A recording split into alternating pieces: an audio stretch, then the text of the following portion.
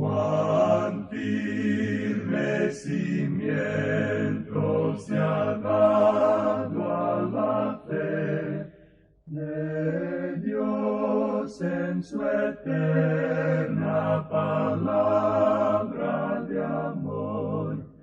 Con el propósito de compartir con usted las inmutables verdades de la palabra de Dios, presentamos A través de la Biblia, un estudio detallado y sistemático de toda la Biblia que le ayudará a conocer lo que Dios ha revelado para nuestro provecho espiritual.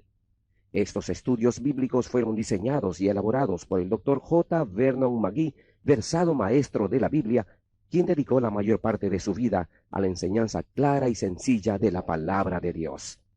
Acompáñenos, pues, mientras avanzamos en nuestro recorrido a través de la Biblia. Cuán firme cimiento la palabra de Dios. Es un gozo estar nuevamente con usted, amigo oyente, para traerle otro estudio de la serie A través de la Biblia. Continuamos hoy, amigo oyente, nuestra excursión por este libro de Zacarías. Aún nos encontramos en esta sección tan importante que trata de los ritos. Y aún hoy es una pregunta que se hacen muchas personas. ¿Debería ser esta ceremonia o debería ser aquella? ¿Debería ser esto o debería ser aquello? Bueno, nosotros creemos que ciertas ceremonias, ciertos ritos son importantes. Opinamos que hay 2 sacramentos en la Iglesia y opinamos que son de suma importancia. Uno de ellos es el bautismo y el otro es la Cena del Señor. Creemos que los 2 son de suma importancia. Pero lo importante en el bautismo es el bautismo del creyente. Y creemos que el énfasis debería ser quitado de la forma y colocado en el corazón de la persona que está siendo bautizada. ¿Ha nacido usted de nuevo? Esa es la pregunta importante. Sabe, amigo oyente, que hay personas que han sido bautizadas en 2 formas, por aspersión y por inmersión. Y hay el caso de una pareja en que él ha sido bautizado de ambas formas, por aspersión y por inmersión, y él dice que cuando uno se bautiza en esa forma, pues no hay riesgo de equivocarse. Pero su esposa pertenece a la Iglesia Bautista, y ella solamente ha sido bautizada por inmersión, y ella todavía opina que esa es la única forma correcta, y que es pero muy importante hacerlo así. Y él le dice, bueno, querida, sería embarazoso que cuando lleguemos al cielo descubramos que la única forma no era por inmersión, sino que era la otra forma.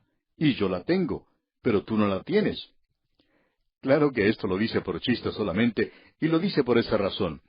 Pero aun reconociendo la importancia que tienen los sacramentos, y creemos en ellos, estos no son para bien a no ser que el corazón de la persona esté bien.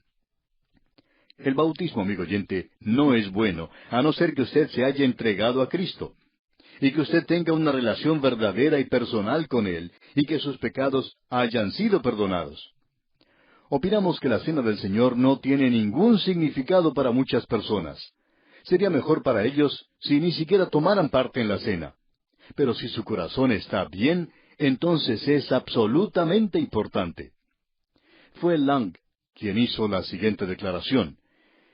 La mirada de gracia de Dios y la mirada de fe nuestra se encuentran en los sacramentos, en los ritos de la Iglesia. Y estamos de acuerdo con eso. Eso es maravilloso. Y por tanto, hace de esta una sección de suma importancia. Ahora, al principio vimos que el rito está bien cuando el corazón está bien. Ahora, antes de la cautividad, Dios había juzgado a Jerusalén cuando el corazón de esta gente estaba lejos de Él, aunque ellos estaban llevando a cabo esos ritos. Usted se da cuenta entonces que el rito está bien cuando el corazón está bien. Pero cuando el corazón anda mal y lejos de Dios, entonces no tiene ningún significado. Esa es la razón por la cual Dios les dijo aquí en el versículo 7 del capítulo 7 de Zacarías, ¿no son estas las palabras que proclamó Jehová por medio de los profetas primeros, cuando Jerusalén estaba habitada y tranquila, y sus ciudades en sus alrededores, y el Negev y la Cefela estaban también habitados? Dios les está diciendo, ustedes estaban llevando a cabo los ritos antes de la cautividad, y aún así yo los envié a la cautividad. ¿Por qué? El rito no tenía nada que ver con esto. El corazón de ellos estaba mal. Y esto es lo que era importante. Bien, llegamos ahora al versículo 8 de este capítulo 7 de Zacarías, y aquí vemos que el rito está mal si el corazón anda mal. Esta no es otra manera de decir la misma cosa. En esta sección aquí, Dios señala a esta gente aquello que es muy específico. Es decir, Él presenta claramente las cosas que ellos estaban haciendo y que los alienaron de Dios. Y lo que Él hace en realidad en esta sección es esto. Él toma estos mandamientos, esa parte de los 10 mandamientos que tienen que ver con la relación del hombre con el hombre. La primera parte de los mandamientos tienen que ver con la relación del hombre para con Dios. Cuando el corazón no está relacionado correctamente con Dios, el rito es malo. Bien, aquí el rito es malo porque el corazón de ellos es malo. Así es que Él revela aquí específicamente las cosas que ellos estaban haciendo, y Él señala estos mandamientos en sus propias vidas. En el día de hoy no estamos tratando con el pecado como debiéramos. En esta sección no estamos hablando ni ahora ni en la oportunidad anterior en cuanto al pecado en la vida. No estamos hablando en cuanto a esto. Si usted, amigo oyente, me conociera a mí, de la manera en que yo me conozco personalmente, entonces quizá apagaría el radio. Pero espere, amigo oyente, no lo apague, porque si yo le conociera a usted de la manera en que usted se conoce a sí mismo, pues ya ni siquiera le estuviera hablando. Amigo oyente, somos pecadores. Ahora, somos pecadores salvados. Quizá hay alguien que trate de corregirnos en esto y decir que no debemos decir que somos pecadores, porque después que somos salvos ya no somos más pecadores. Usted sabe que hay personas que piensan de esa manera. Pero, amigo oyente, considerando nuestra propia vida, todavía somos pecadores, aunque algunos piensan que si nuestros pecados han sido perdonados, pues ya no somos más pecadores. Sin embargo, amigo oyente, lo que somos ahora es pecadores salvados, pecadores perdonados. Pero todavía somos pecadores, y seremos pecadores hasta aquel día. El apóstol Juan en su primera epístola, capítulo 3, versículo 2, dice, Amados, ahora somos hijos de Dios, y aún no se ha manifestado lo que hemos de ser, pero sabemos que cuando Él se manifieste, seremos semejantes a Él, porque le veremos tal como Él es. En aquel día, cuando usted me vea, amigo oyente, yo ya no seré un pecador, pero hasta ese día seré un pecador. ¿Y sabe una cosa? Usted también lo es. Todos somos pecadores ante Dios. Y nos alegra saber que esto vuelve a estar de moda una vez más. El doctor Carl Menninger acostumbraba a aceptar la psicología freudiana. Usted sabe, amigo oyente, que la razón por la cual usted es una persona tan mala es porque su mamá no le demostró el afecto que debía, o quizá usted no se le alimentó de pecho cuando era un bebé, y que por esto usted se ve tan atraído por el sexo. Amigo oyente, esto es mucha insensatez. Pues bien, el doctor Carl Menninger dice ahora, las realidades de la culpa personal y del pecado han sido cubiertas superficialmente como síntomas de una enfermedad emocional o una condición ambiental por la cual el individuo no es considerado responsable. Pero luego agrega, hay pecado que no puede ser incluido bajo un artefacto verbal como una enfermedad, la delincuencia, desviacionismo. Hay inmoralidad, hay comportamiento poco ético, hay maldad. Es decir que usted y yo somos pecadores. Eso es lo que somos. Y lo hemos estado diciendo por años. No fue necesario que fuéramos a estudiar a la universidad en la Facultad de Psicología. Ni siquiera nos tragamos ese asunto del comportamiento por resultado del medio. Porque hablando francamente, amigo oyente, creemos que la Biblia sabe más de humanidad, sabe más en cuanto a nuestros corazones. Solo Dios conoce nuestros corazones. Dios dice, engañoso es el corazón más que todas las cosas y perverso. ¿Quién lo conocerá? Solo Dios lo conoce. Él solo lo conoce. Amigo oyente, si nosotros pudiéramos vernos a nosotros mismos de la misma manera en que Dios nos ve, no nos aguantaríamos, no nos soportaríamos. Pero Dios puede soportarnos. Solo Dios puede hacerlo. Ah, si solo nos acercáramos a la palabra de Dios y descansáramos en ella. Ahora Dios va a colocar estos mandamientos delante de ellos. Hoy necesitamos ser específicos. Y vamos a ilustrar lo que queremos decir, y quizá esto hiera a algunas personas. De vez en cuando recibimos cartas de personas que nos dicen que hemos puesto el dedo en la llaga, y que eso les molesta. Bueno, esa no es nuestra intención. Solo tratamos de señalar lo que la palabra de Dios dice. Escuche esto, amigo oyente. Si todos los que tienen cargos en la iglesia simplemente leyeran las epístolas pastorales, primera y segunda a Timoteo y la carta a Tito, y vieran allí cuáles son los requerimientos de Dios para ocupar un cargo en la iglesia, y siguieran esos requerimientos en el día de hoy, presentarían su renuncia antes del domingo. La iglesia andaría mucho mejor, y pensamos que hasta podría haber avivamiento en muchos lugares. Cuando estudiamos las cartas primera y segunda a Timoteo y la carta a Tito, recibimos menos correspondencia durante ese período de tiempo que en cualquier otro período desde que comenzamos este estudio a través de la Biblia. ¿Y sabe por qué, amigo oyente? Porque no les gusta escuchar esto. ¿Por qué no seguimos lo que la Biblia, lo que la palabra de Dios tiene que decir hoy? Quizá algunos de nosotros, predicadores, deberíamos dejar el púlpito y no presentarnos ante él otra vez, si siguiéramos verdaderamente lo que la palabra de Dios dice. Y nuevamente queremos decir que no estamos hablando en cuanto a pecado aquí, volviendo a usar esa palabra, sino que estamos hablando del hecho de que nosotros no podemos alcanzar los requisitos de la palabra de Dios. No nos sorprende entonces que la iglesia se encuentre en el problema en que está. No nos sorprende entonces que esté llena de criaturas y recién nacidos chupándose los dedos y llorando largo y tendido, a no ser que alguien les preste atención y que los haga jugar con un sonajero o algún juguete.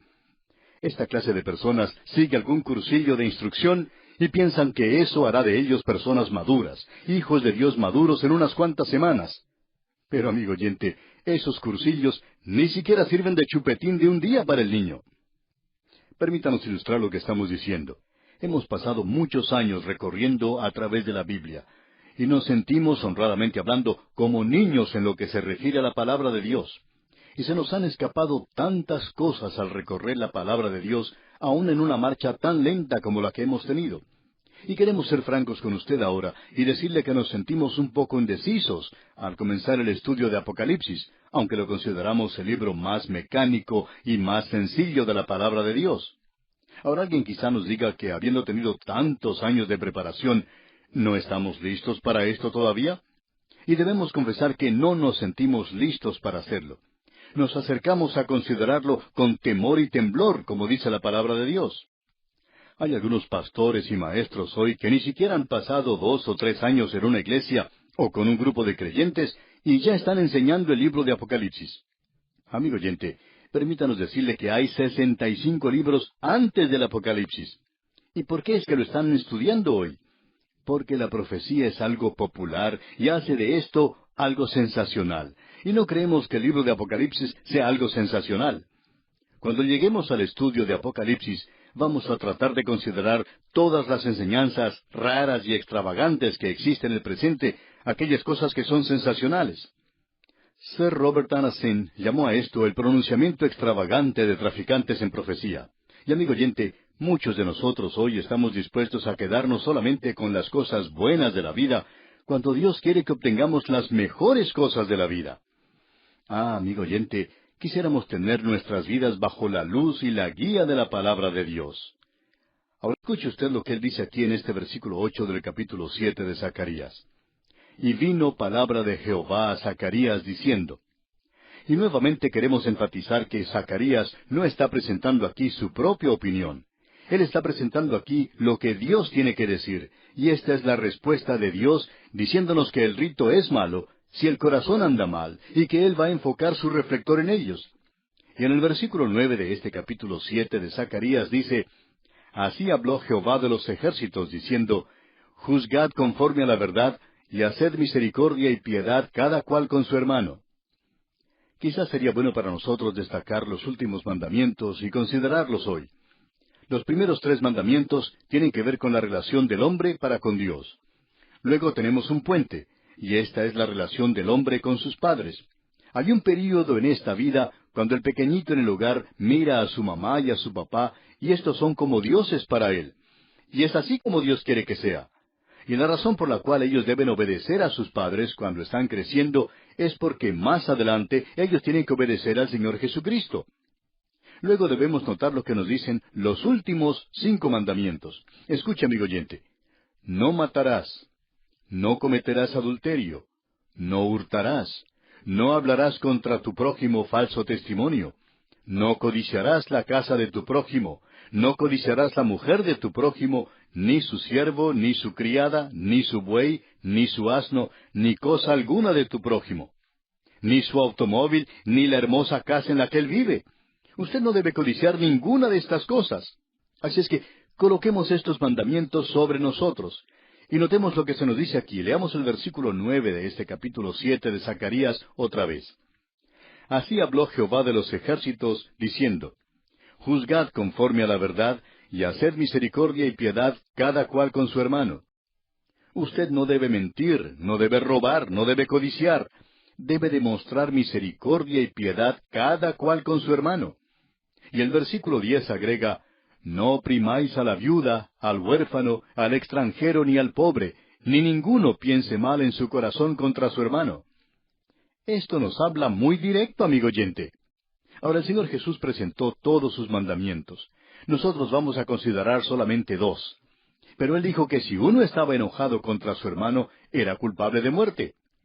En Israel, esta gente cumplía con todos los ritos, pero el Señor se había encontrado con ellos el lunes, el martes, el miércoles, el jueves y el viernes. Y el viernes por la noche ellos comenzaban otra vez con los ritos, y lloraban y se lamentaban y ayunaban y traían sacrificios. Y cuando lleguemos a Malaquías, veremos lo que Dios le dice a esta gente, que sus sacrificios le hacen enfermar, que ellos deberían haber estado en su posición para ver las náuseas que eso provocaba. Bien, notemos lo que él está diciendo aquí en el versículo 11 de este capítulo 7 de Zacarías. Pero no quisieron escuchar, antes volvieron la espalda y taparon sus oídos para no oír. Ellos no querían oír lo que Dios quería que oyeran. Y hay personas hoy que si ya no han apagado el receptor, quisieran hacerlo. ¿Por qué? Porque no quieren escuchar esa clase de cosas hoy, solamente quieren dar las espaldas.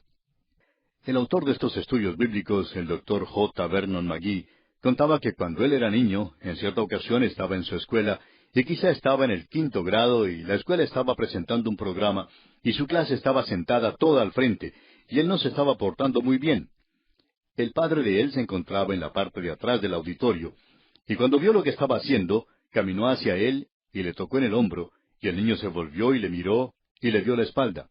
Entonces el padre, decía el Dr. McGee, le tomó de la mano y le sacó fuera y le dijo, Hijo, yo te voy a castigar, y no lo voy a hacer porque estás portándote mal, sino porque cuando te toqué en el hombro, me diste la espalda. Luego dijo, tú fuiste desobediente. Y entonces le dio un buen castigo. Ahora, esto es lo que Israel está haciendo, está volviendo la espalda a Dios. Dios dice que Él les había tocado el hombro, pero que ellos le habían dado la espalda. ¿Y cuántas personas hay aún hoy en nuestras iglesias a las cuales Dios les está tocando el hombro y les está llamando y diciéndoles que no hagan esto, que no vivan esta clase de vida? Pero ellos le dan la espalda, tapan sus oídos porque no quieren oír lo que Dios tiene que decir. Ellos están negándose a escuchar esos mandamientos de Dios. Y amigo oyente, Dios habla muy claro en cuanto a esta palabra pecado hoy. Y Él dice que usted es un pecador, y Él le presenta esto claramente a usted. ¿Hay algo en su vida que no le complace a Dios, amigo oyente? Dios dice que va a tratar con usted en cuanto a esto. Bien, vamos a detenernos aquí hoy, amigo oyente, y continuaremos, Dios mediante, en nuestro próximo programa.